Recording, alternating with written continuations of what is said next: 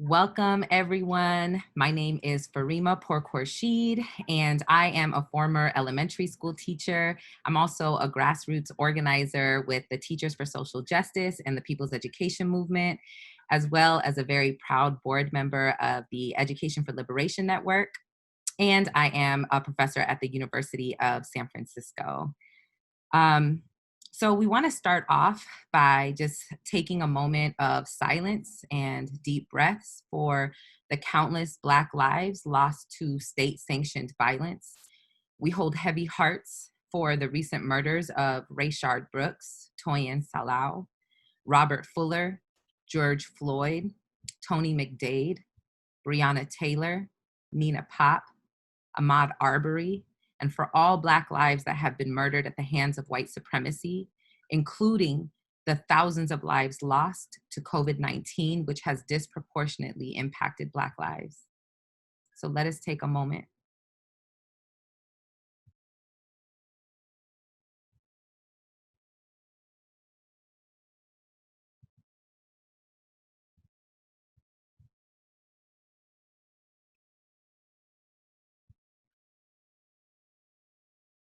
Thank you.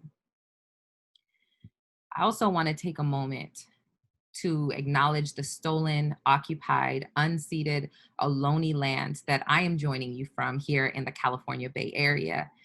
But I invite you to also acknowledge the stolen land that you are on and share its indigenous name in the chat. And if you don't know what that indigenous name of the land is, there is a phone app called Native Land that will help you to learn the name of the native lands that you are on anywhere that you go, so that you can continue to show reverence to and acknowledge when you are on occupied lands.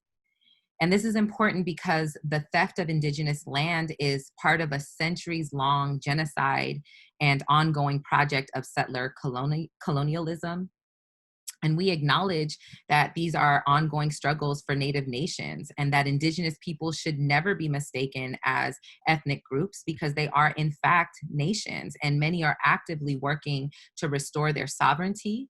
And so while I acknowledge and express gratitude for the Ohlone people who have been living on and working this land for centuries, I also recognize that our work must go beyond words, and that we must struggle with all First Nations who are working to protect their land and people. And so as we discuss abolition in schools and beyond today, we must also always commit to include Indigenous voices and wisdom in our classrooms and our schools. And so in collaboration with this land acknowledgement, we ask that you also join us in committing to researching more about the people whose land you are currently standing on, or the land on which you teach on, or on which your family lives on, but also reviewing recent reviews of books by Native authors, reviewed by Native reviewers, so as to inform what books you use to teach about Native people and history in your classrooms, and to also commit to being in solidarity with all Native people wherever you are. And so lastly, let us also not forget the US government's policies that lock up migrants, including asylum seekers who are often families with young children. These prisons often exacerbate the trauma that asylum seekers face and impede access to legal counsel. And so let us continue to press the US government to end these harmful policies and to permit individuals to pursue their claims in the community. We know that many viewers are involved in active campaigns around abolition in schools and beyond. And so we encourage you to use either the chat function in whatever format you are engaging to share, whatever resources, your campaign information, your URLs for organizations, any reports, posters, flyers, anything, whether it be via Twitter, or Instagram or Facebook, but please use hashtag lessons in liberation. So that way we can continue to track and monitor all of the various resources that will be helpful in our collective struggle in abolitionist teaching. Thank you. I'm Erica Miners, and I'm a member of Critical Resistance and Education for Liberation Network, just honored and humbled to be here today. Again, at another critical juncture, centuries of Black, Brown, Indigenous, and other people of color organizing, usually led by women and or queer folks, and often at great personal cost, have brought us here. Demands to defund police and invest in community, particularly to fund Black futures, to use the frame of the Black Youth Project, reverberates from Minneapolis to Oakland, from Toronto to Brisbane. The labor of many, particularly Black feminists, has made abolition imaginable and tangible. So, as a reminder and to ground our conversation today, abolition is both a practical organizing tool and a vision or a goal. As critical resistance reminds us, the prison industrial complex is a political vision with the goal of eliminating imprisonment, policing, and surveillance, alternatives to punishment and imprisonment. About what we want and need to build, as much as it is about what we will dismantle. This is particularly important as we talk today about defunding and dismantling police in schools, removing police and immigration and customs enforcement and other arms of law enforcement and surveillance and policing from our schools and communities is only part of the abolitionist equation, as the organizers on our call today know intimately.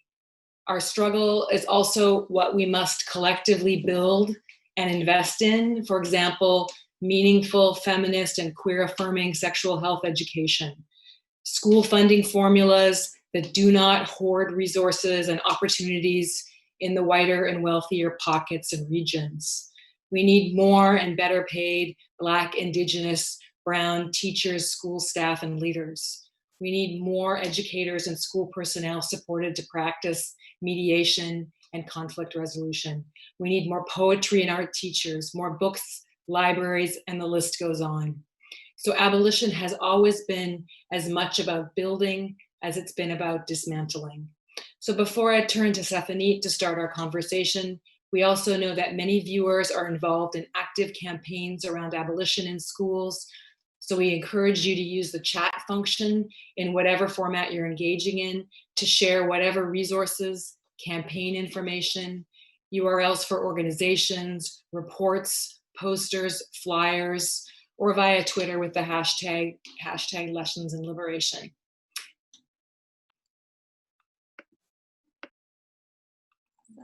Hi, everyone. My name is Stephanie Hupdom, and I am a doctoral student in the Department of Social Justice Education at the University of Toronto.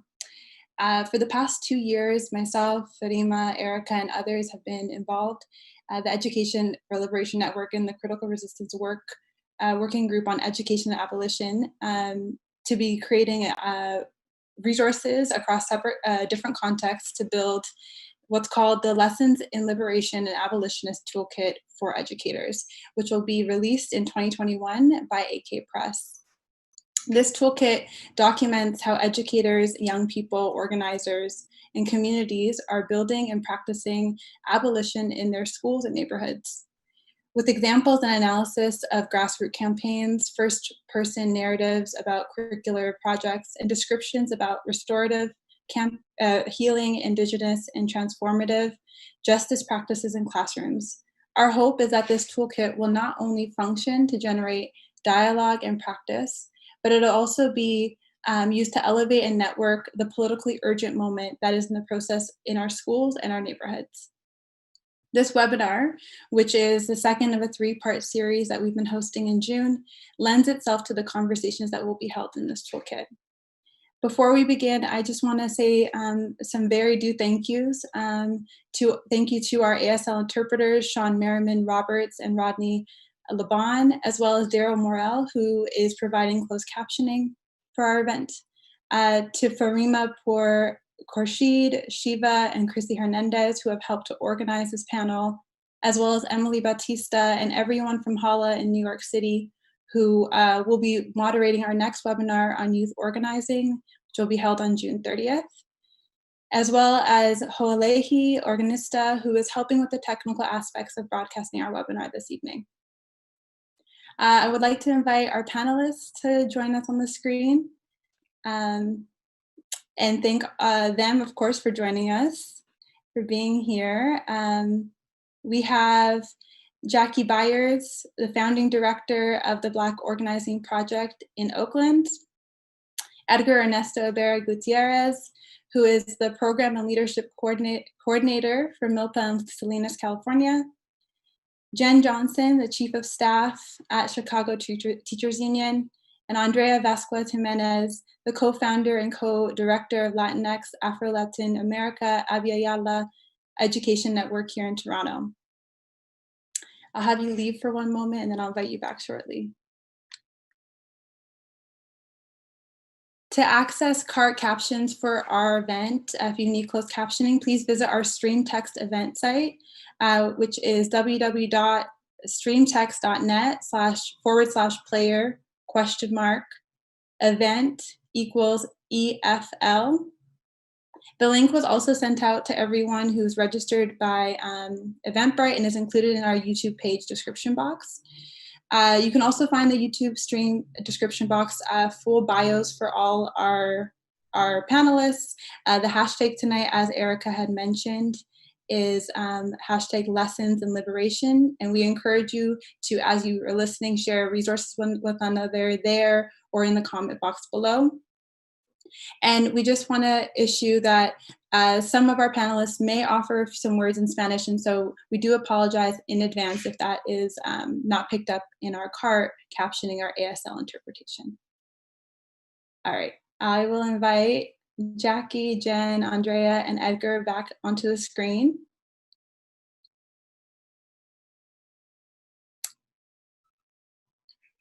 Okay, so we were going to get our conversation started.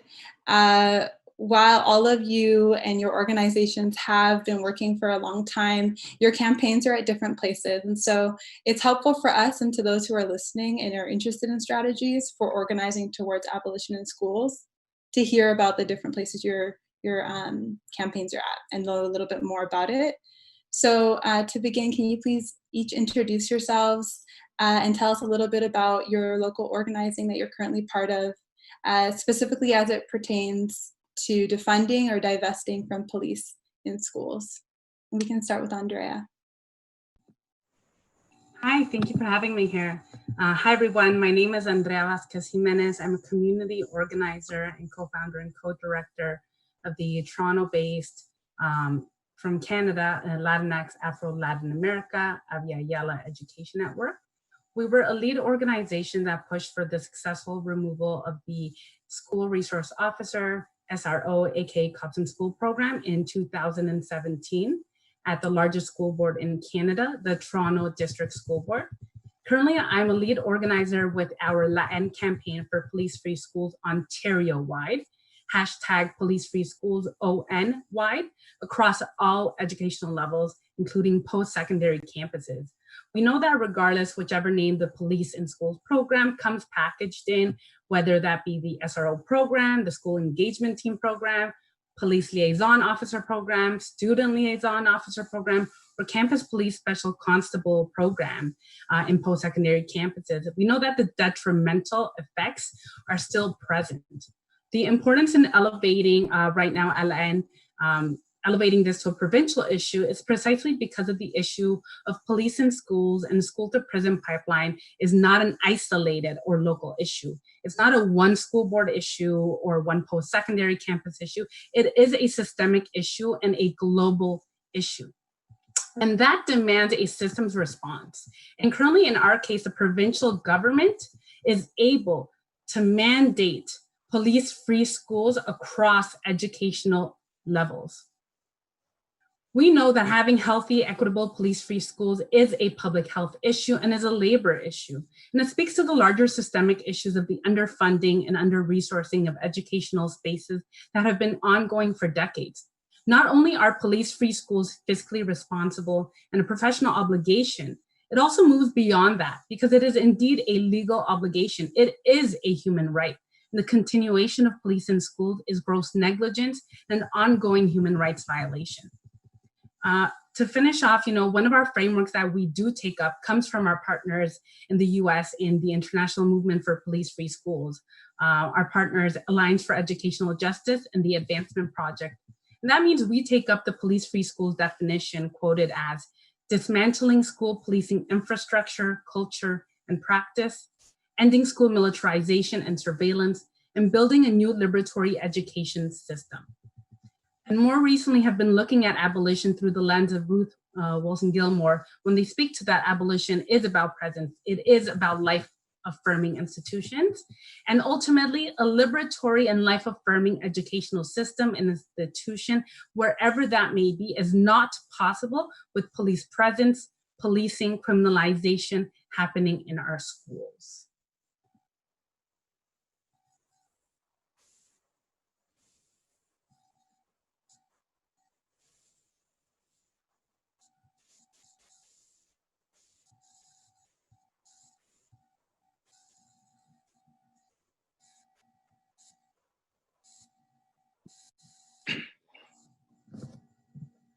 Hey y'all, this is my name is Edgar Ibarra. I'm with Milpa, Motivating Individual Leadership for Public Advancement.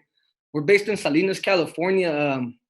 Home to like one of the biggest agribusinesses in the United States. So more than likely, if you're eating some lettuce, it's probably coming from our Salinas Valley, also along with our strawberries too, right?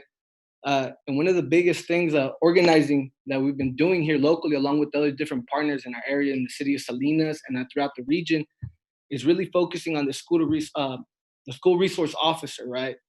And we're starting to see that the intersectionality between not just the school district and the city, and where both are like in a way in cahoots, but also working together in order to establish the with funds provided by the federal government. So what we're doing actively is engaging our community and meeting the community where they're at. A lot of the folks that we work alongside with are formerly incarcerated, youth who are formerly incarcerated, and folks who are just or reentry citizens who are reentering our community. And this in particular, it's something that like it's almost stigmatized in our community. A lot of the times we continue to hear amongst our own community, oh, ahí vienen los cholos, ahí vienen los los cualquieras, right? And it's kind of hard, to organize that way. But we've been doing it slowly and surely. But through palabra, through our word, and through our actions of really showing up, we always said that those who were once closest to the problem could be potentially closer to the solution, right? So we're really fond of that. But also organizing throughout the region has been particularly hard. Salinas Valley has 2 state prisons in the state of California that sit here: Salinas Valley State Prison and Soledad State Prison. They overshadow our valley. And it's been particularly hard organizing, trying to provide a different perspective of what would a school look like without SROs to communities where the only thing they've known is incarceration, the only thing they've known is over-policing.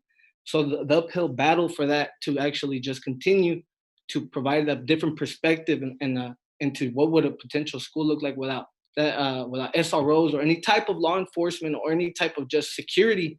There has been an uphill battle, but something that we take up on the challenge, just like our elders did, back in the day, and they continue to do today. And we remain strong.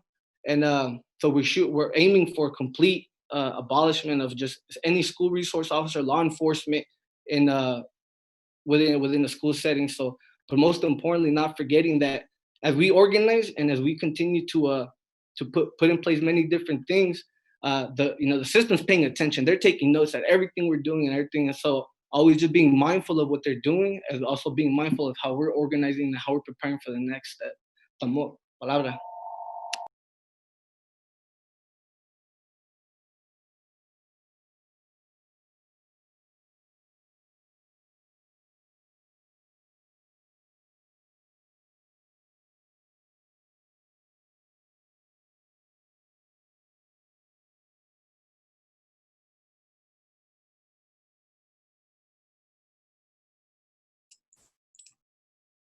We'll invite Jackie and then Jen to share with us.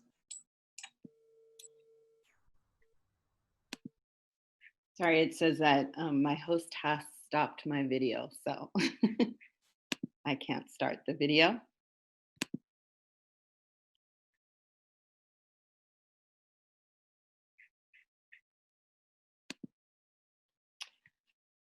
Good evening. It seems like my video won't start because the host has to open it, but I'll just start talking. My name is Jackie Byers. I'm with the Black Organizing Project in Oakland, California. We actually started a campaign in 2011 to eliminate the Oakland Unified School Police Department. This Oakland Unified School District is somewhat unique because Oakland actually has its own police force. So we don't just contract with city police. We actually have a full department with the chief, sergeants, rank and file inside the school district. Along with our own police department, we also have city police, the Oakland Police Department, that also comes on campus and responds particularly to charter schools. And we have a security force that is under the jurisdiction of the Oakland Unified School Police Department. So although they are unarmed security officers, they are under sort of the cultural jurisdiction and the supervision of the chief of Oakland Unified School Police Department. And so when we started this campaign in 2011, we started this campaign because a young man named Raheem Brown, who was 20 years old, was sitting in a car in the passenger seat on a school campus outside of a dance and was murdered by the Oakland Unified School District Police Department. And when we sort of researched and investigated the situation, we realized that there was an entire police force. There was no oversight. There was, a lot of folks didn't even realize that there was a police force in the school district. There was a lot of investments in policing, but other parts of the district were being gutted, like teachers and social workers and counselors. And so we decided that at a time also when the city had just, was still healing from what happened to Oscar Grant, and there had been a lot of attention to what was happening across the city in terms of BART Police and Oakland Police Department, that folks weren't necessarily paying attention to what was happening in the schools.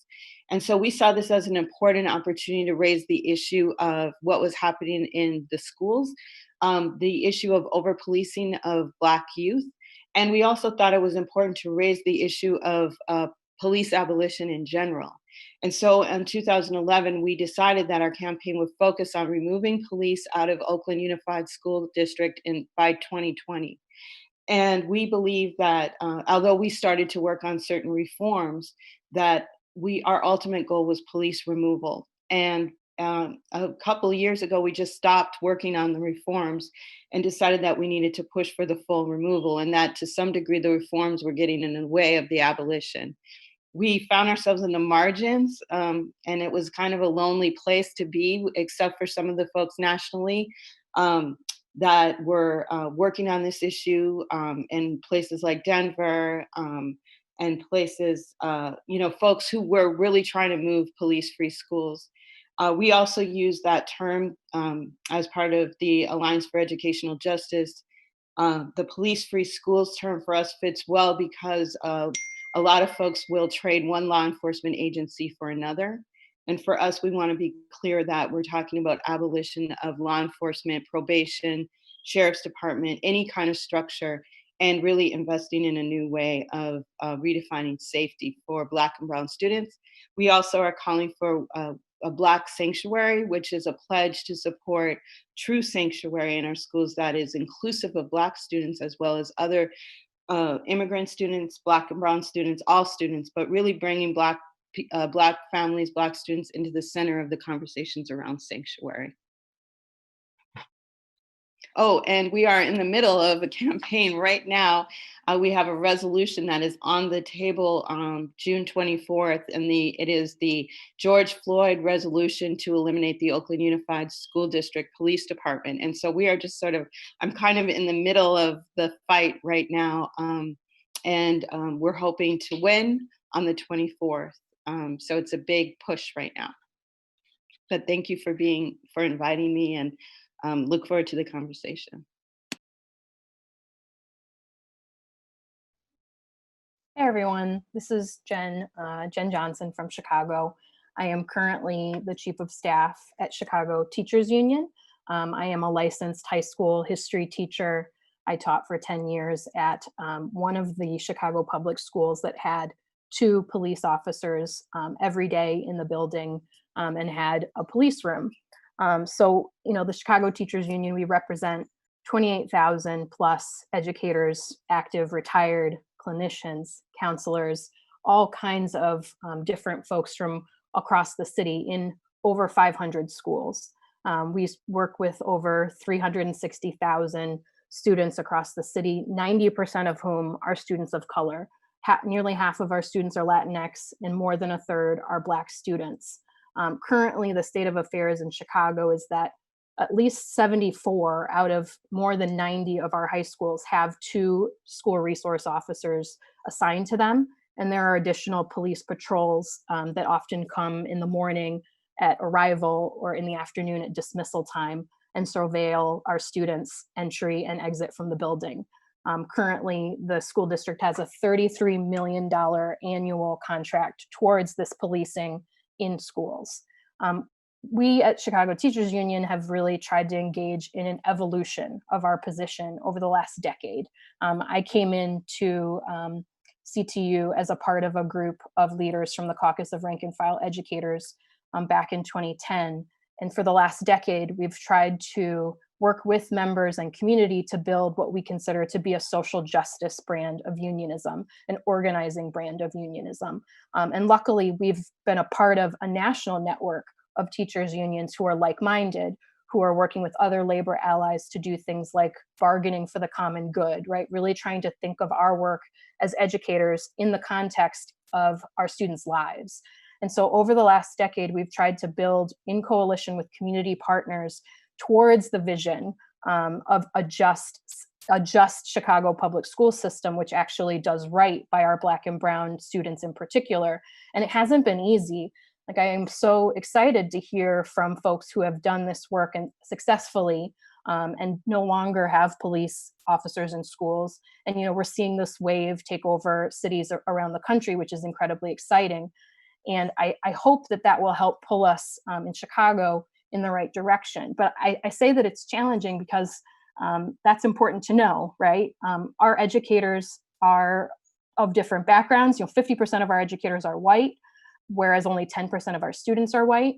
And many of them have not had the same kind of life experiences that our students have. And so we've really worked hard to try to bring people along to understand why students have been demanding police out of schools for years.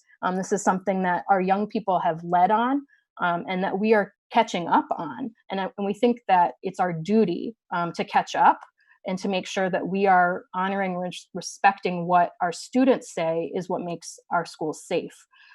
There's been some progress that we've definitely made, and we still have a long way to go.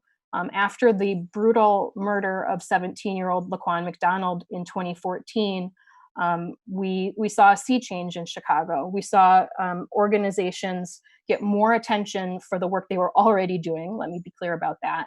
And we saw kind of a rise again in youth organizing. Black Youth Project 100 was incredibly important in that. The We Charge Genocide coalition of young people who went to the UN, basically calling out police injustice in our city. And this helped us as educators be able to point to their leadership and to take on the challenge of these difficult conversations with our educators. So we passed resolutions in our democratically elected House of Delegates, which is a representative group of educators who come together every month in order to support police reform, in order to support the ouster of elected officials who covered up Laquan McDonald's murder for months in order to try to get reelected.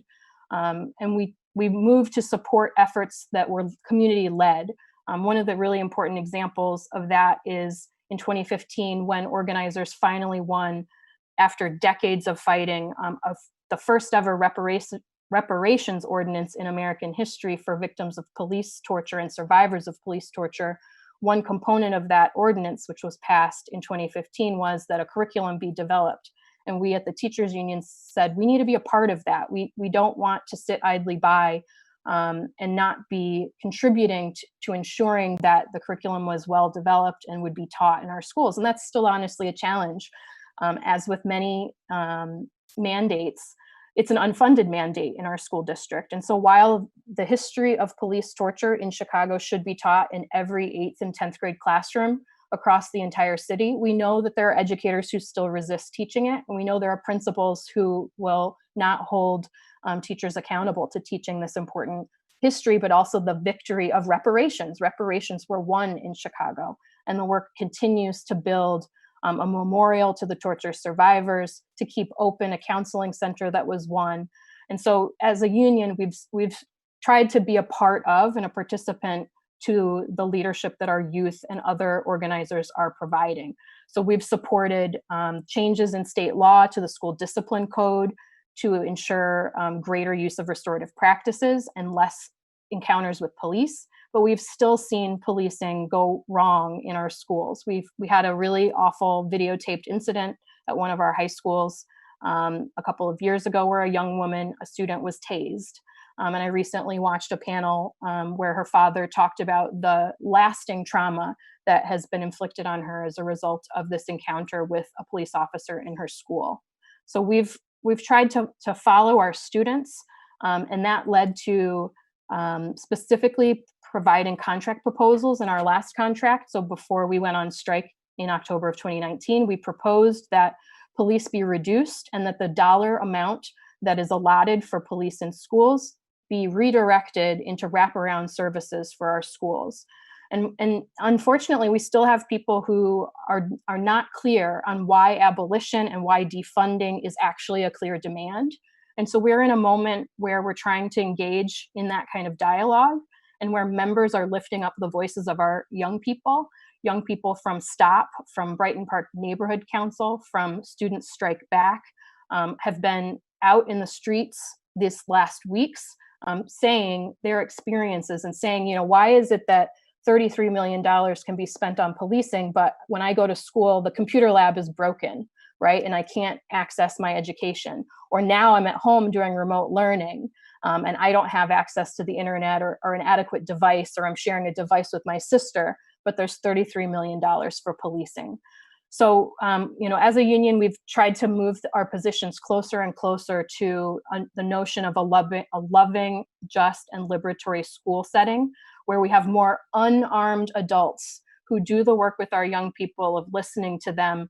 And this has led to concrete proposals and policies that we've supported, like sanctuary school language that we did win in our contract, elected officials who are championing at the county and the city and the state level policies to end the gang database, to soon, this coming week, introduce an ordinance that would actually end the authorization of that $33 million police contract in our schools.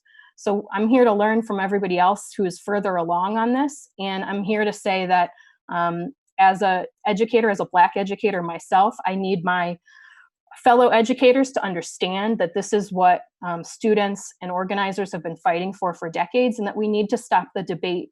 We know that the money can be better spent for prevention, and that we can create a new vision of what safe schools and safe communities look like.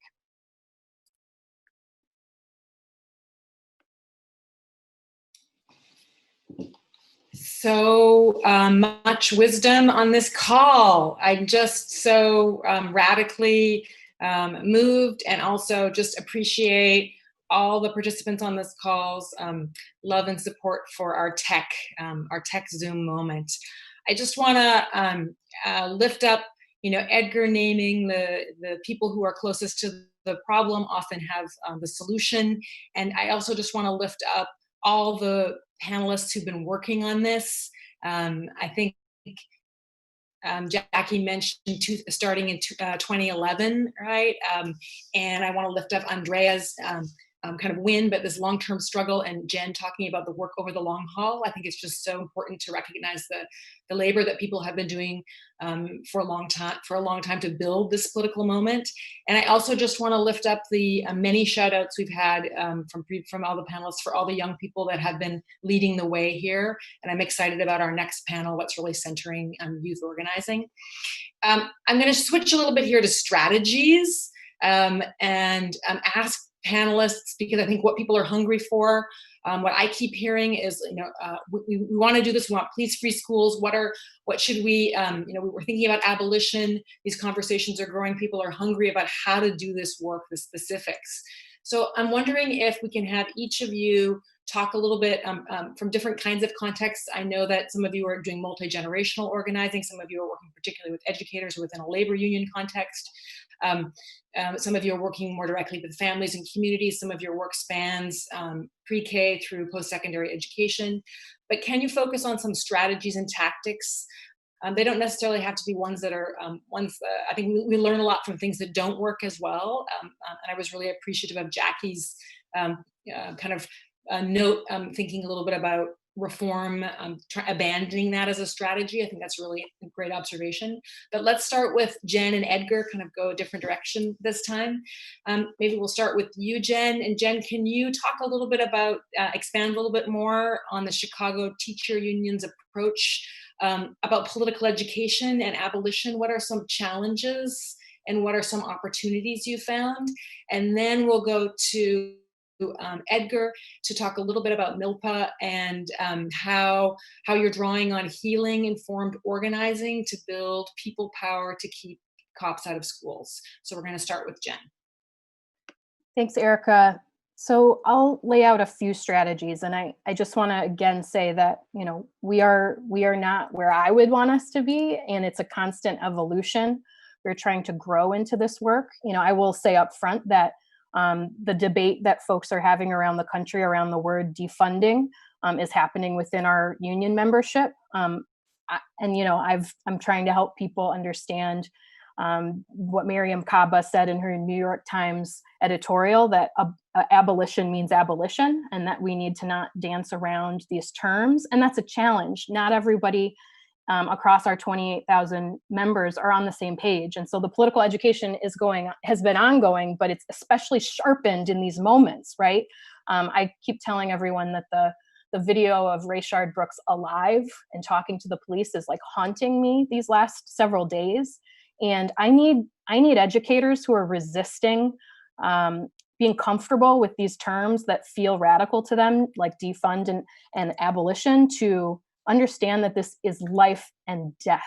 And listening to someone who at one moment was very much alive and then another moment is murdered by a police officer is what we're talking about when we're talking about removing police out of schools. We've seen the incidences are documented. There's a great report from the Shriver Center called Handcuffs in Hallways that chronicles the Chicago Public Schools experience with police. I need people to understand that I'm going to have a hard time debating, because the debate is over to me. So in any case, our strategies include really working through our union's democratic spaces. And so we have a union constitution, we have elected delegates, they come together every month. So 500 plus folks from around the city normally come to in-person meetings every month and debate the direction of the union. So they have debated whether or not we would support a Black Lives Matter resolution every year for Black Lives Matters at School Week, and they have passed it 3 years in a row. And that resolution includes funding counselors over police. Folks may not think that and live that every day, but it was voted on and duly debated.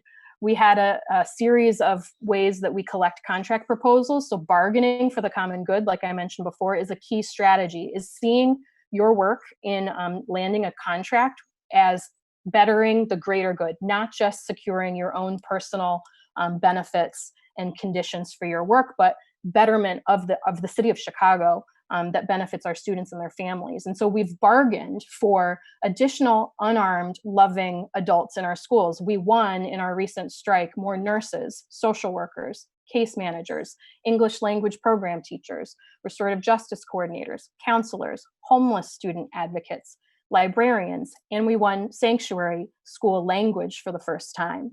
And so it's our job as a teachers union to, put our values into our contract.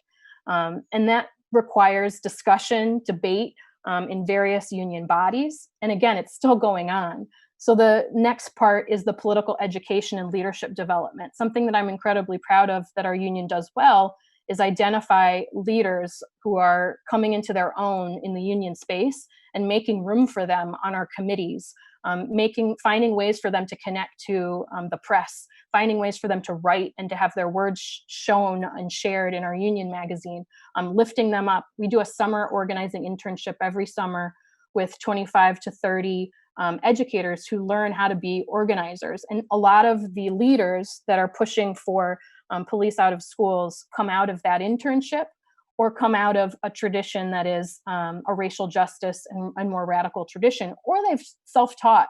We have a really great cadre of white educators who are leading some of these really tough discussions. So we make space. We have a human rights committee. We have Latinx and Black caucuses that have this dialogue and debate. We have a fiery members only Facebook page where this discussion is ongoing. And as we plan to think about how we reopen our schools after this period of closure due to COVID-19, we are asking our members to think about what safety looks like and whether police in schools is really the necessary priority in their safety plan. And so, again, we have done this in partnership. So I would say that's the third strategy. So, bargaining for the common good is one. Political education and leadership identification, particularly of educators of color who can lead on this. And then the third is being in coalition. We don't, as a teachers union, operate alone, and that's not been by accident. We came into leadership at the CTU with coalition partners, grassroots organizations who we've maintained relationships with, who we look to for their leadership.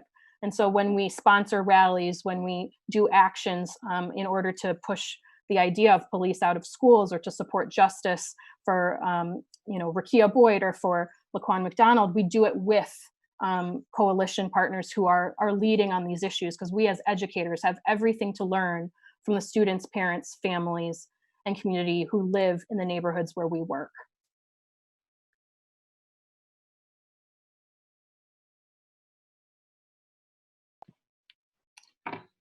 I guess for myself, once again, Edgar Ibarra, when we're talking about how MILPA approaches the work, healing informed organizing. So just to provide context, right? MILPA is a method of basically agriculture and how when you plant beans, squash, and corn all together, right? And they all three of these plants grow together in harmony and are able to sustain one another and almost in perfect balance, right? Without any outside or real disruption. So when we're talking about how the healing informed is, we're trying to strike balance within our community and within ourselves. And I'll speak to my story in particular based on the fact that I went through the whole system. I entered juvenile institutions and adult institutions of incarceration. And when I was released, upon learning, taking the time to really educate myself, when I was in there reading books, as everybody knows, the education system within the carceral system sucks, so reading books and talking to the elders that were in there, that have been in there for years, and getting their perspective on what is it that we need, what do we need to do? And most of the time, everybody was angry, off top, the reality that we're incarcerated, but also the hope that was that, we just got to get it together. We just need to figure this out, and we need to do it for our families. So as I was released and coming back into the community and connecting back with folks who I knew from when I was a youngster, when I was just a young guy before entering the system at 14, hearing them talk about, healing. And I'm like, man, what is it you're talking about? Healing informed organizing, or just healing in general. And then they dropped La Cultura Cura.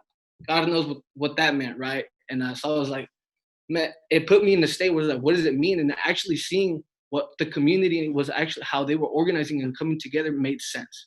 And the sense that everybody, it was not just about critically resisting the system, but it was actually about critically uplifting our own existence, acknowledging each other for what we've gone through, and where we're going and how we're going to get there together. And so that was really, really important. And I guess and I was super mad, just understanding of what was happening in 2014, the murder of 4 Latino men here in Salinas, and then just recently, last year, when the murder of Brenda Mendoza, and on March 1st by the police department after suffering a mental health breakdown, just put everything in perspective. How do we bottle like all this anger that we have inside? Is like, how are we gonna really like organize and like go, but not just organize from it, but heal from it too, you know? Because at the end of the day, we all this anger, this sentiment, we take it home. You know, a lot of our elders and our grandparents would say that we take back the susto, the trauma, el espanto, the miedo, the tristeza, the sadness, the el coraje, you know, the anger, the celos, the jealousy, everything, all these different emotions that are coming up from us, and this is how we're bringing back home. So when we really started talking about healing senses, we really started focusing on like the individual. How do we, once again, and I said it earlier, like how do we meet the folks when they're coming back from incarceration? They're coming back off the streets, straight off the streets, or folks who just actually have, you know, that the household might not be the perfect place. Like how do we meet them where they're at? And it was one of the most important things for me witnessing this, you know, but because it actually put in perspective my own humanity and what we needed to do, and specifically for myself, and how we needed to actually organize to really abolish and end all these systems of incarceration, not just here locally and in our own backyard, but throughout the nation and the world. You know, and I always revert back to one of the most daunting moments in my life was when I was in a juvenile state facility, and I looked, you know, through the hallway, and I was looking across as they were walking me back to my cell, and everybody in there was black and brown. Everybody in there, I did not see not just one white face, and in that moment, I was like, man, what's going on here? And I always think back to that moment of just like kind of like that, it popped, it clicked in me. I needed to know why, right? So I go back to the healing informed, and from that moment, that experience in itself really set me on a trajectory. And as we kind of like we're organizing here in the community, we always make sure that whenever we ask the community to go and like, hey, can you support us in all this? Is this what y'all want to do?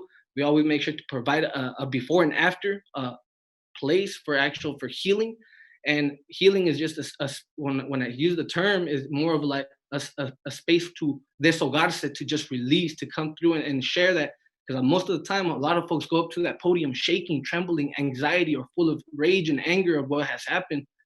And when they come in, they don't know how to like come back and be able to talk about it. So we always provide that opportunity, and we focus on the words and the teachings of our elders too. And I'm particular to always reflect back on some of my elders, Dennis Yamamura, Tio Smiley Tochli, and also my Tio Guillermo Aranda, and also my tia Marcia Gallardo, and just think about them and what they've been able to share with me, and what's important for us. You know, we've experienced intergenerational trauma and experiencing intergenerational trauma today, but how are we going to move from that trauma into intergenerational healing? You know, specifically now what's happening today, what we've been seeing on TV, the murder of men, Black men in particular, at the hands of law enforcement. Folks are just taking all this in front of their TV, in front of in their hands and their phones, all that. They're watching this over and over and over again, and it's getting embedded in their heads. So it's like, how do we move to a place of healing, and not just for them, for themselves, but also for the next 7 generations? And what are we going to leave behind? What are we going to leave for the next 7 generations to have as a way of a legacy?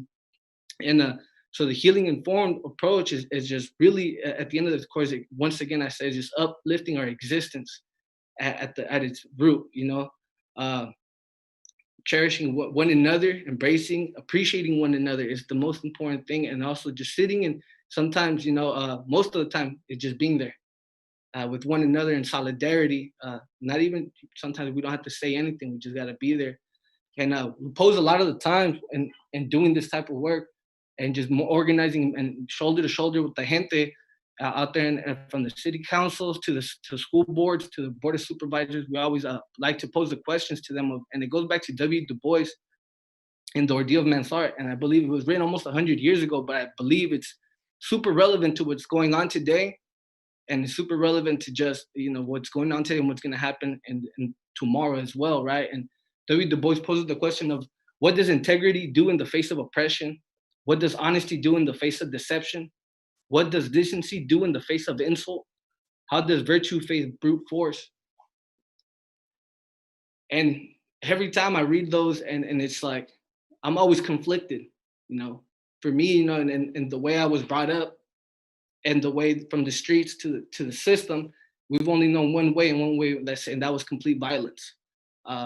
Understanding understanding the healing practice of it, and understanding these questions in its essence for myself, I've come to see that, you know, that if I accept my existence, I can accept everyone else's. And we try to say that as well. So when we're talking about the school resource officer, there is no room for a school resource officer in any of our schools. We need more counselors. We need more culturally relevant and healing informed practices at our schools. We need more transformative justice programs, restorative justice programs. We need more Doña Marias, more Doña Juanas at the school. You know, just being there to share a consejo, a dicho with us. You know, we need, you know, sometimes we just need the opportunity to just go there and have that grandmother feeling just right there with us, you know, of just knowing that we're safe. You know, for myself, nothing has made me feel more safe than just being around my grandmother, and bringing those community leaders, those leaders of our families and leaders of our communities, the most important thing for myself, and to show that to the community, that it's not just the young people, we're all in it, you know. We're all in it for the next 7 generations, and you know, the health and wellness of our young people is the healing of our people. So investing in the young people and investing in more opportunities for them to be successful, but not in the terms that white people determine success, or this racist system has determined success, but the way we determine success, and reimagining that, I think, is the most important thing. Tamo, palabra. Thank you to both of you. There are just so many people that make this work possible, and I think both your perspectives spoke to the necessity of community, necessity of coalition, and political education to really leverage this multi-generational knowledge, and also the necessary healing. I love what you were speaking to, Edgar, about creating these spaces of healing within our organizing to be necessary, and so that we're building healing informed practices and alternatives in our schools, which are so necessary. And so I want to keep talking about strategy with Andrea now, and was hoping you could tell us a bit more about what LAN's entry point has been to push for police-free schools in Toronto, and just share some of the strategies that organizers in Toronto have used to do this. And then also, can you share a bit about what has happened since the removal of student resource officers, and what are some key takeaways? Yeah, of course. And you know, definitely want to begin with acknowledging and recognizing that the resistance against the Toronto District School Board School Resource Officer Program was happening since the inception in 2008, such as folks, you know, from Jane Finch Action Against Poverty. There was a group called No Cops, and among others, also students, including from Toronto District School Board's own Northern Secondary School, protested against the program. And for a multitude of reasons, the continued push for the removal at that time of the program was not sustainable. Our particular entry point of LAN into the work for pushing for police-free schools really came out of the result of youth voicing to us their experiences at a LAN conference in 2014. The issue was then made immediately part of our 3-year action plan. And so since 2015, we had started to have, you know, meetings, community events, raising awareness around these issues. There was educator knowledge exchanges that really saw, you know, education of community organizers simultaneously at the times when educators were being provided the same information, and then bringing them together. So really having a praxis of bringing community into the classroom. In 2017, what had happened was a little 6-year-old Black girl was handcuffed at their wrists and ankles at a Greater Toronto area school called the Peel Region District School Board. This is what had actually catapulted a partnership with Black Lives Matter Toronto and LAN. And as a support, we supported Black Lives Matter, Toronto's lead for a school board walkout for Black Lives. The Toronto District School Board Director of Education, John Malloy, and the Executive Superintendent, Jim Spiropoulos, at that time, Executive Superintendent of Equity, Engagement, and Wellbeing, were the ones who had actually shown up. And this was a space where there was call board, among others, in regards to dismantling. Within this space, pointing questions around the SRO program were able to be asked by the other line co-director, who I am humbled, and grateful to be working alongside, Silvia Gentina Arauz. So simultaneously, while this is happening, there was a multiracial coalesce, such as educators, as well as principals that supported this removal among community members, students, youth, elders. And so, Alain, since we were already organizing around the Latinx push-out rate at the Toronto District School Board, we were really able to see the power of leveraging, relationships that were built over the years, right? Being able to have those vulnerable conversations, being able to be, be in a space and be willing to be within this unlearning and relearning process with folks within these institutions. And so we were able to push an equity lens throughout the whole review process and ensured that the review process was community driven. We had decided, as an inside-outside strategy, which is just ensuring to things be community driven, that we decided to be at that table through and through. What we saw, among other tactics, which I'll speak to, but fundamentally the historical decision to remove police, to remove the school resource officer program from the largest school board in Canada was anchored by an equity lens. And it's noted within the Toronto District School Board SRO program review, which I'll actually just read directly. It's on page 1 of the report. And so it actually stated, quote, "Primary goal of the review was to capture and center the voices of those students, families, and communities who have traditionally been excluded, marginalized, and or discounted," end quote. So this equity lens was established upon the inception of the review. It was applied through all phases, including community consultations with partnership organizations such as Success Beyond Limit, including also LAN, the data analysis, and the decision-making to remove the program. Other tactics and tools that we utilized at LAN was school resource officer program information sessions and community call to actions.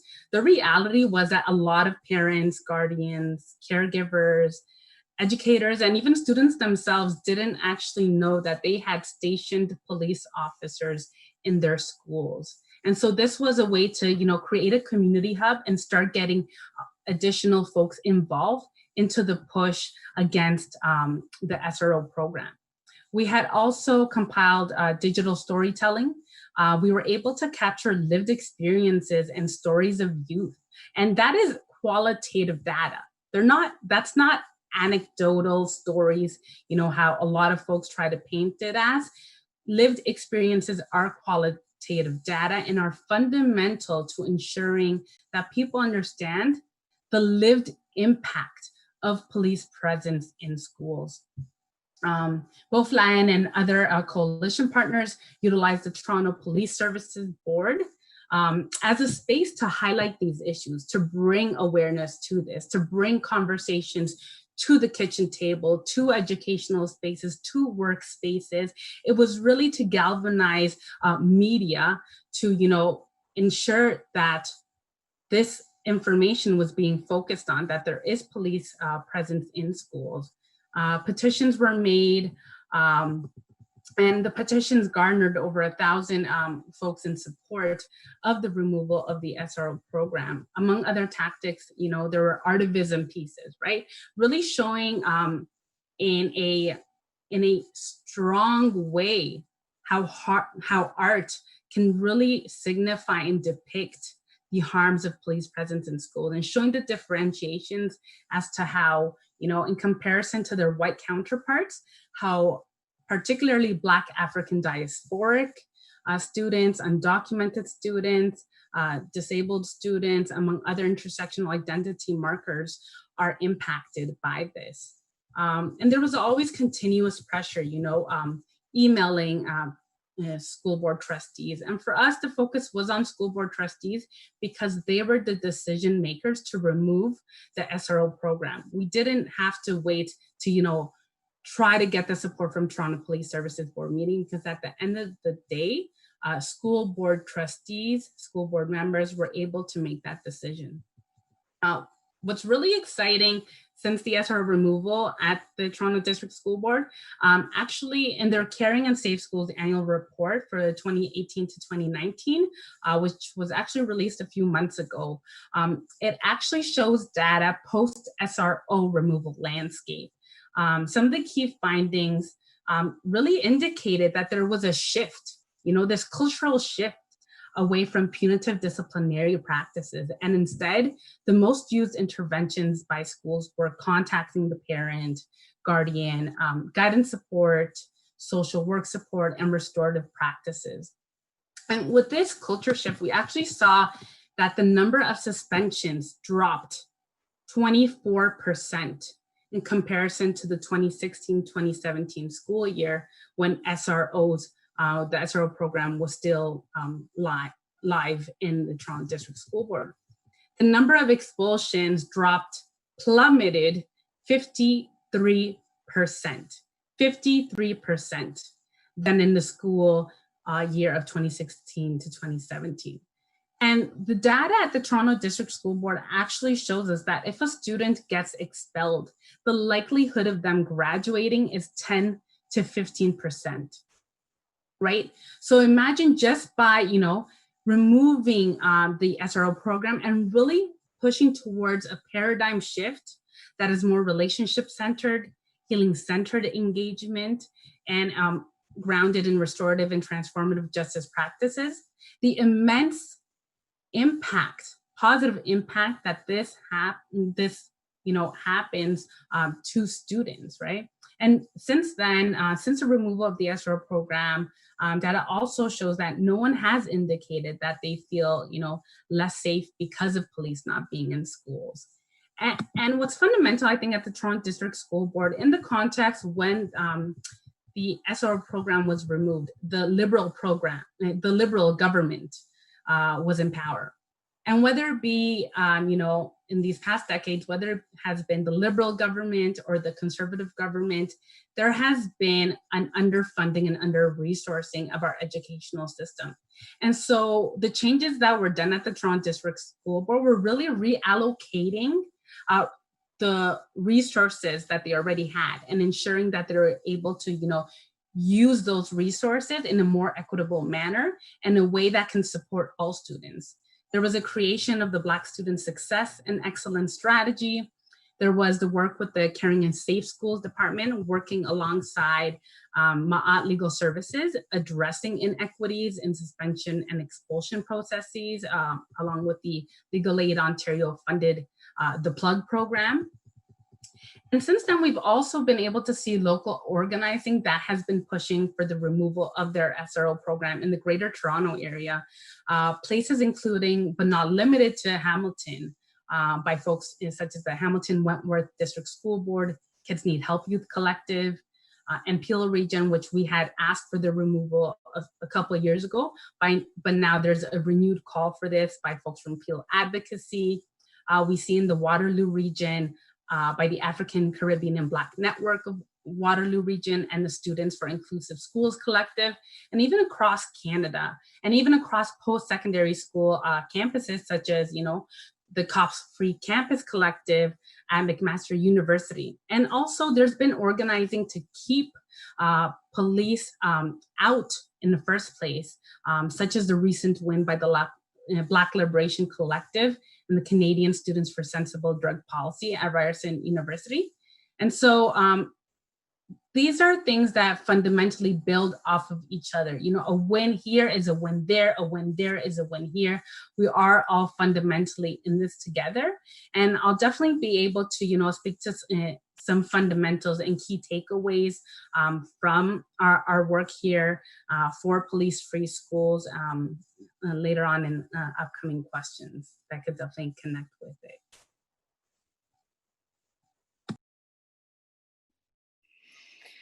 Thanks so much, Andrea. It's so incredibly useful. Jackie, can we bring you in and build on this fabulous discussion about strategy to have you talk a little bit? I know you're right in the middle of a really important campaign right now. Can you share a little bit about tactics and strategies the Black Organizing Project has been working with, in particular, given its sort of multi-generational organizational structure? Thanks. Certainly. Again, I need permission to start the video, apparently. So it keeps saying to me, my host has to start it. I think we can get that fixed if you don't mind starting to talk first. Thanks so much, Jackie. No problem. So yeah, for us, we are multi-generational parents, students, and community members. So when we first started the Black Organizing Project, it was a multi-generational organization, and we hadn't, you know, identified a specific issue. So we didn't start the organization on this issue. We started the organization because, you know, in Oakland, we sit in a legacy of Black liberation and a legacy of a lot of progressive politics, but we were also seeing that the Black community in Oakland, you know, in terms of unemployment, in terms of police violence, in terms of all the issues that could affect anyone, was disproportionately affecting Black folks in Oakland. And although it was critical to build a multiracial, you know, front, and we were seeing sort of an invisibilizing of Black people and Black leadership at the time. And now there's a lot more conversations about centering Black leadership, but at the time, it still was kind of a push, even within our multiracial organizations, to push for the importance of talking specifically about what was happening with Black people. And so when we decided to take on this issue, we knew that we would take on this issue as a multiracial or multi-generational community organization, because one of the things we also know and have seen is that some of the issues, number one, it was important for us to organize as a Black community, and number two, we've seen stuff like youth curfews and gang injunction issues where sometimes the opposition will utilize like Black parents, for example, to counter a more radical politic by Black youth or youth of color. So we wanted to really do something that brought everyone together to really address this issue. We also know that a lot of community folks, maybe transitional youth who were just graduated or been pushed out of the Oakland school system and still had a vested interest. There's a lot of harm that comes with when people are pushed out of the school system or pushed into the criminal justice system. And so being able to engage those folks and being able to do something to be able to address the very systems that they've been impacted by was important. And also parents who have students inside the school system are also parents who were pushed out or had interactions with law enforcement as well. So that's sort of the structure of our organization. We use community organizing and believe in community organizing to actually to address systems issues. And so for us, it's important to have folks that are impacted as the people that are making the strategy decisions, that are doing the research, and that are developing the vision. And for me, I guess that's really important in this moment for me. And I just want to also pause just to say that, like, the folks that are on this panel, like Edgar, you know, we're part of the Dignity in Schools California campaign, and I know the risks that, you know, Milpa has taken to address this issue, bringing Black and Brown people together to specifically address the issue of law enforcement in schools is at great risk. And I know the work, I know that the work that folks are doing on the ground is often invisible, but it is what has got us to this point. So it's amazing and it's inspiring to see across the country that, you know, we're hearing about defunding police. We're hearing about abolition of police departments in schools, and it's beautiful to see that a conversation that was once seen as marginal is now a conversation that's happening in the center. But what I also want to just make sure we address is that it has been decades of youth who have fought and taken radical positions when no one else would. And also organizations and Black-led organizations that with very little resources have been resilient and have been pushing for this fight. So as we build this united front and as enthusiasm grows, I think it's very critically important nationally for people to recognize those local organizations that have been working on this issue and to take the leadership from those organizations and from those community members. And it's both important on a principle level, because honestly, part of what we struggle with as movements in general is the erasure of organizing, of grassroots organizing. And we put too much into sort of like large kind of shallow analysis of how change happens. And by really telling the stories of organizing, it recognizes that organizers are not just there to say this doesn't work, but organizers are the ones who do the data crunching. Organizers are the ones, and when I say organizers, I mean community members. I don't mean just staff. I mean, they're there at the tables figuring out the research. A lot of our members know the data better than the school district knows the data. And they are the experts, and not just in some sort of token way, but because they actually do the work. And so one of the things that we had to fight just to get to this point is not just the opposition, but we had to fight within progressive circles that often dismissed us, often invisibilized us, often didn't believe in not only our position, but didn't believe in our capacity to win. And so as we're celebrating these moments, it's important to know that this moment had to meet actual work that was happening.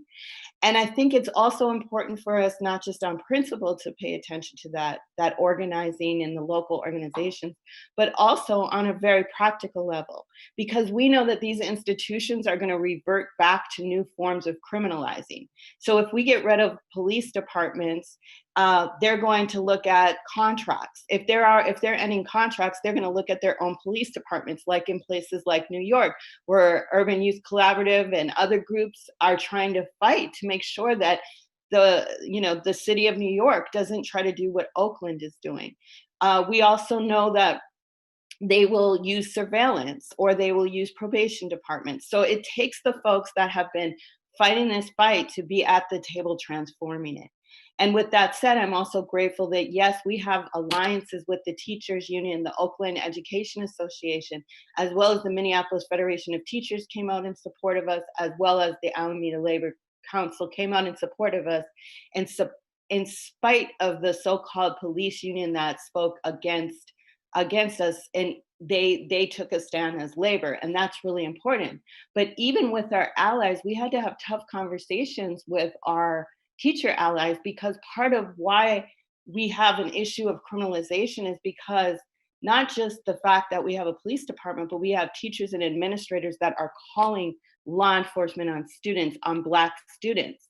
And so we have to hold accountable even our allies to say, all right, we need you to also look at your own anti-Blackness and the fact that you're also complicit in this as well. And if you can be a real ally, if you could be a real solidarity, then you're willing to follow the leadership of the people in the community. You're willing to support Black leadership, and you're willing to have tough conversations about what your role is and how you've been complicit.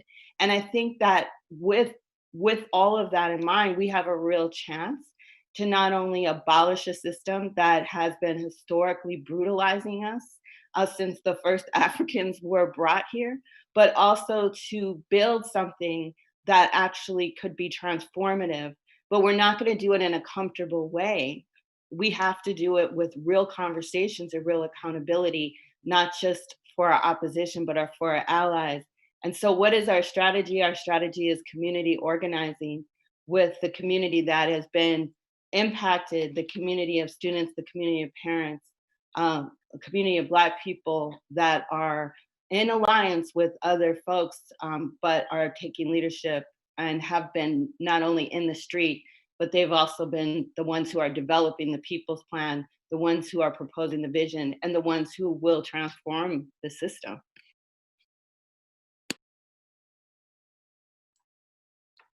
Thank you so much, Jackie. We're looking at the time here, and we know that we're coming close to the end of our webinar, but we really wanted to work through a couple more questions. And so one thing that people are often asking about is, okay, so defund, divest, but where does the money get reinvested?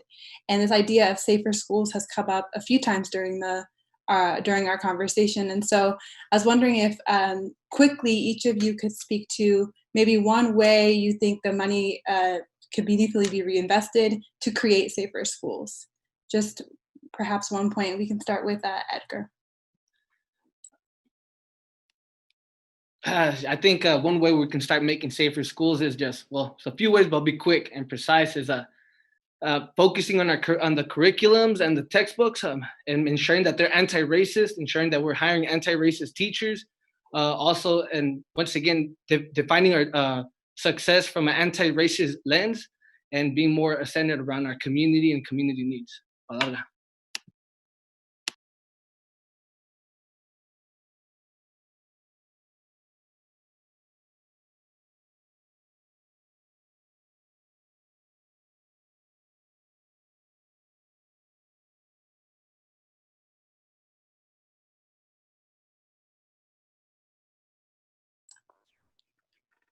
Andrea, you're welcome to jump in, and then Jen and Jackie. Yeah, something that doesn't even, well, we really have to look at our paradigm shifts, from legislation that's anchored in punitive disciplinary practices, policing and criminalization of students, to one that is based in transformative justice practices, healing-centered engagement that is relationship-centered. And so one of the ways is to invest funding to properly fund our educational systems and have that funding be equity-led.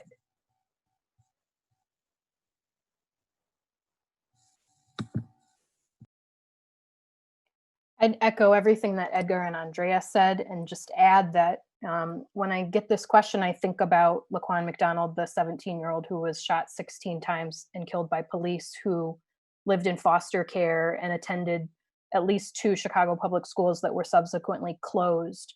This is a young man who was let down by all the leaders and institutions in his life, and we've got to dismantle the broken systems, the intentionally broken systems, and we need leaders in order to do that. So something that is critical is fighting for leaders who do represent us, who come from the movement, leaders like Alderman Jeanette Taylor, who is helping push the ordinance to end the authorization of police in Chicago schools.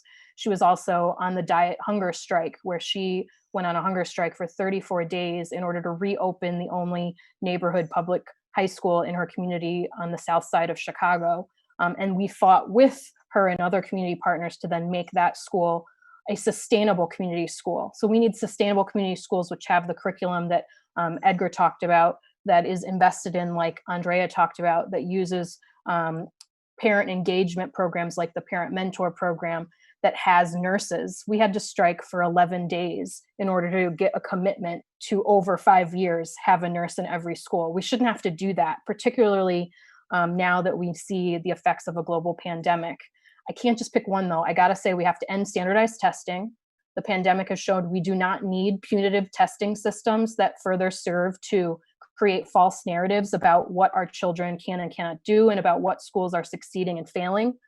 And we need to do things like ongoing professional development and training, because as was already said, I think Jackie said it, it's not enough to remove police in schools to end the kind of carceral setting that schools can be for our Black and brown young people. We need ongoing training with educators, students, parents, and community to unpack the racism that is embedded, the racism really and capitalism that are embedded in our school systems, in order to rebuild and re-envision the kind of loving school environment we need. this also requires safe communities. We can't just have schools be a safe zone. We have to work in partnership to get every single community what they need. And that means that educators, as was already said by Jackie, I think, have to get involved in the fights for justice for our communities. We cannot just be focused on what our schools need.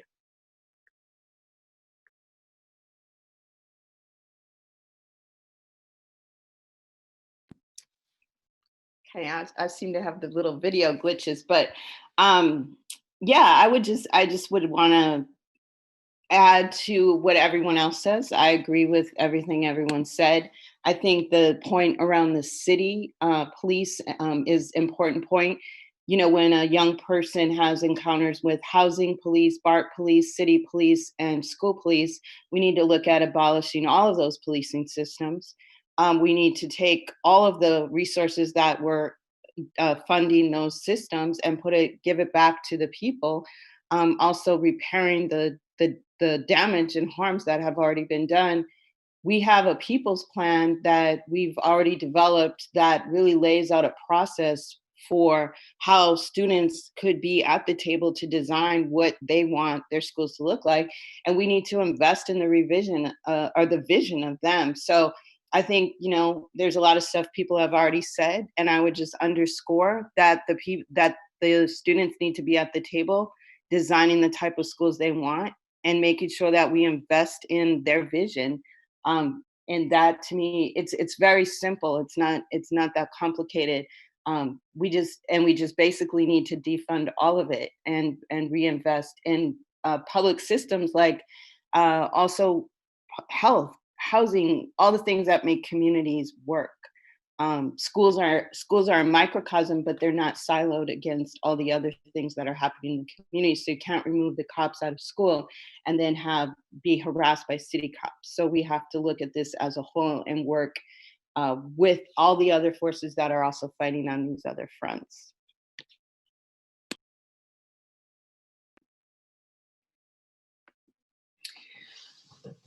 Well, I'm just so honored to be here and all the wisdom that folks are putting on the table. We have time for maybe one more 1 minute lightning round per person. If folks want to either react to other things that people suggested before we have to close out. I just want to lift up the struggles that people have been working on for decades and, of course, centuries before, and just name just an echo of what Jackie is reminding us, all this invisible labor that has brought us to this moment. But I do think we're in a particular moment where defunding or divesting from police has gotten a lot of visibility. How do we grow that movement? If there's anything else that you want to add in a 1 minute lightning round, and maybe we'll start with you, Jackie, and we'll go Jackie, Andrea, Edgar, and then Jen.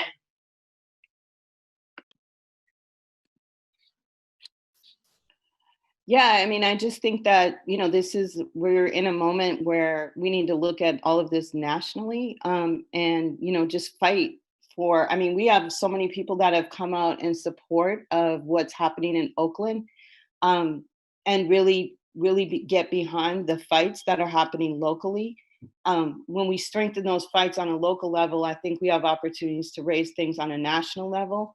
And so I just want to say I've appreciated the support from a lot of people that are already on this call that are paying attention and helping us push through in Oakland. And I think that Oakland needs to be helping push through in New York and Arizona. And we all need to be looking at the fights on the ground and looking at this as a national and international movement, and really an opportunity to have deeper conversations and deeper political conversations with our bases.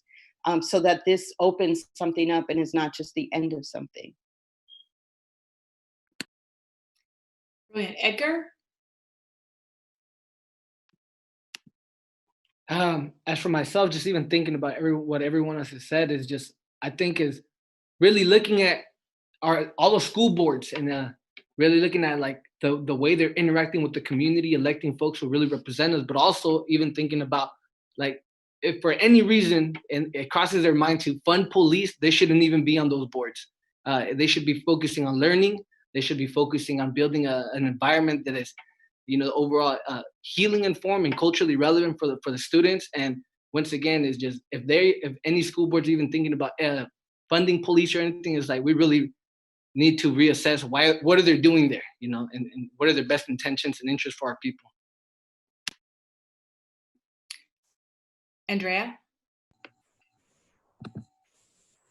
Yeah, several quick things, reframing terms and discourses around safe and safety that many times get taken up as equating to police and policing, and thinking about it as healthy, carrying healthy, equitable schools, which in and of itself is already safe.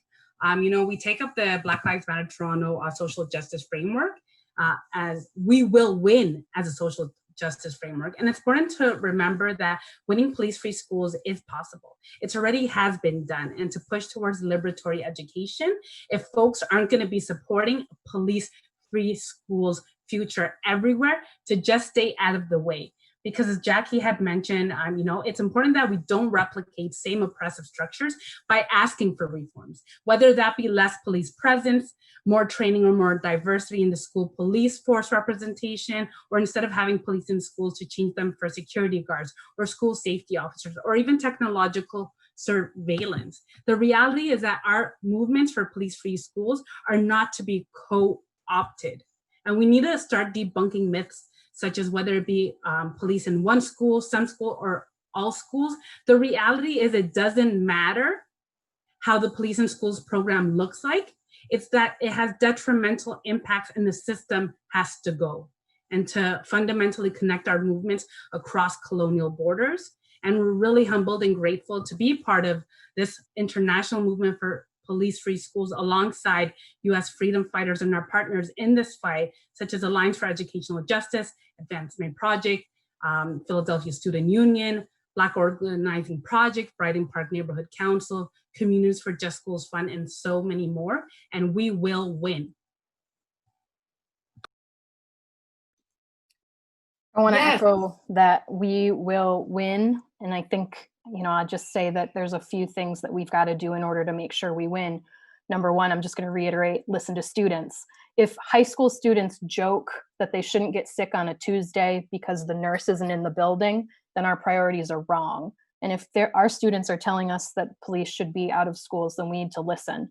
And there should be a nurse in every school every single day of the week. The resources, number two, are in our cities. The current mayor said that she was going to reverse a decision by the previous mayor to fund a $95 million police training facility, and then she walked that back. If there's $95 million for a police training facility whose budget is already overblown, then it appears there's a priority, right, of who we're training. We're going to false reform police, a department that's already not following the consent decree. Why is 95 million plus still going to a training academy when we should be providing the resources that our communities need? We can get creative. We can reimagine. So many organizations are teaching us how to do this. We, during this global pandemic, had to switch our teaching jobs entirely online. We put together a grassroots television show for students without internet. Why don't we have free municipal Wi-Fi? If we can put together a TV show on short notice, then surely we can think of other ways to provide resources to our students. And then we've got to continue to call out these false choices. In Chicago, our local school councils are governing bodies of schools, and they've been told that it's their job to vote the police out of each individual school. That's unfair when you don't present new resources for that school. So people are presented with a false choice where they have to reject a resource, the only resource they know, an inadequate resource, a resource that is not serving them, but they're not provided anything else. So we need to listen to the aldermen who are calling for the ending of the police contract with the Chicago Public Schools, and continue to call out these false choices. The resources are there and we can invest them in our schools and in our communities. Yes, I could keep listening to all of you. We need to keep listening to all of you.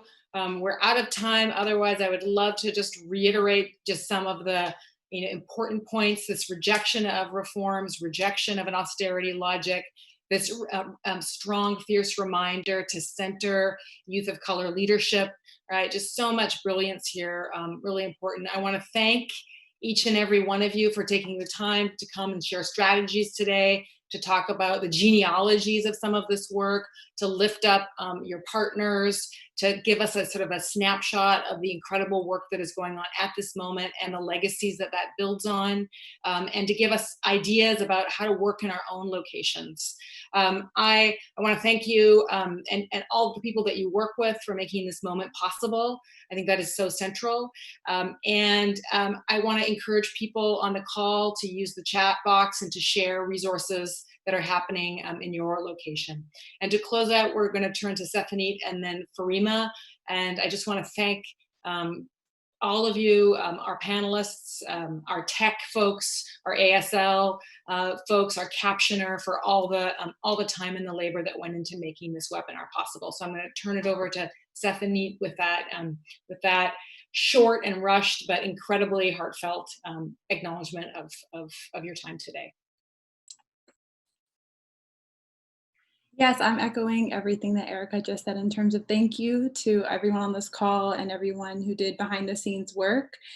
If you are interested in rewatching this, rewinding it, or sharing it forward, the video will be available on Education for Liberation Network's Facebook page as well as YouTube page. So it's being recorded and it's available for you to view after this.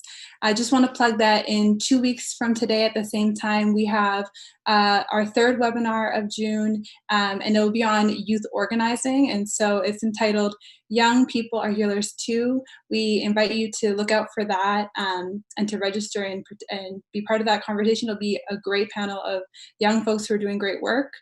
And then following this call, if you're registered through the Eventbrite, we'll send through some follow-ups and discussion questions to keep this conversation going, as well as sharing resources, including the reports that Andrea mentioned earlier in the call. A few people in the comments had mentioned that they were interested in that.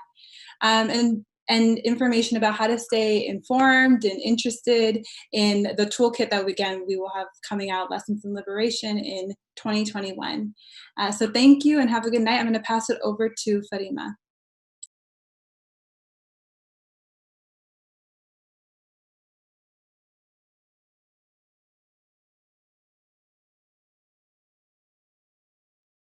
You're on mute.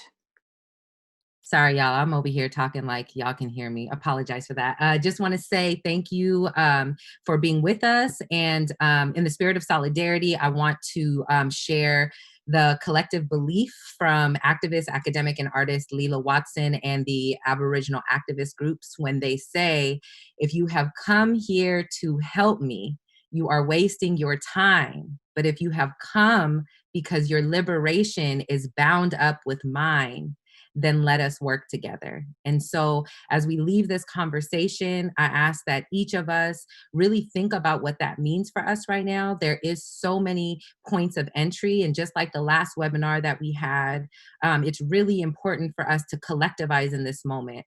And it's not the type of collectivizing where we think that we have all the tools and answers, but it's really about figuring out who has already been doing the work and how do we honor the work that has been done and really learn how to follow, learn how to listen, learn how to put our resources towards these movements, and doing that with grace and humility and with the spirit of solidarity. And so with that said, what is one intention that you want to set as you leave this conversation? What is your point of entry? What is your next step? Where can you get in where you fit in? Maybe it's simply, I won't, be a teacher or I won't be a police officer dressed in teacher's clothing, right? Like, let's just keep it real. There's some internal work that needs to be done. Maybe it's around standardized testing. Maybe it's around community organizing. Where do you fit in and what is that next step? And I believe in the power of intention. And so if you put that shit in the chat, it is more likely that you might actually have some integrity around what you write and do that. And so as you write these comments, I also think that it will give inspiration to other folks to think about how they can think about their entry point as well. And so thank you, y'all. Thank you, thank you, thank you. And let's continue to engage in this struggle together, because if you haven't realized from this conversation, then please revisit and remember that we will win. Some folks have already won. And so we will win too. Thanks, y'all.